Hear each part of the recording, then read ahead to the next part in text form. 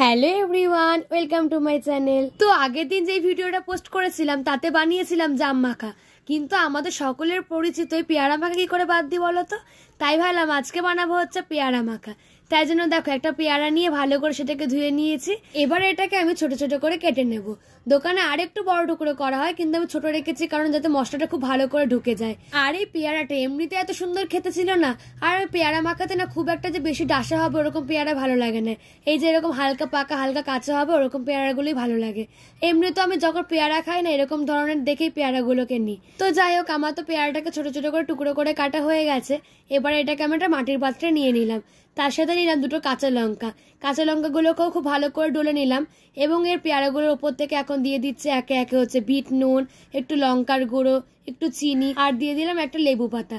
আর এই পাতাটা দিয়ে দেখো এর টেস্টটা আরো সুন্দর হয়। এবং এর সাথে দিয়ে দিলাম কাসুন্দি, যেটা ছাড়া তো পেয়ারা মাখা একদমই অসম্পূর্ণ বলতে গেলে।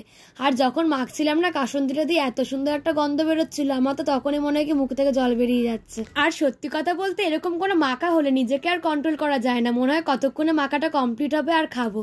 তো যাই হোক, সবকিছুকে ভালো করে মেখে নিয়েছি আর আমাদের পেয়ারা মাখাও কিন্তু একদম রেডি হয়ে গেছে। তো আমার তো এই পেয়ারা মাখা খেতে হেব্বি লাগে, তোমাদের কেমন লাগে অবশ্যই কিন্তু কমেন্টে জানিও। আর ভিডিওটি ভালো লেগে থাকলে প্লিজ একটা লাইক, কমেন্ট, শেয়ার এন্ড চ্যানেলটিকে সাবস্ক্রাইব করে দিও। আর ফেসবুক থেকে দেখে থাকলে প্লিজ একটা ফলো করে দিও। টাটা।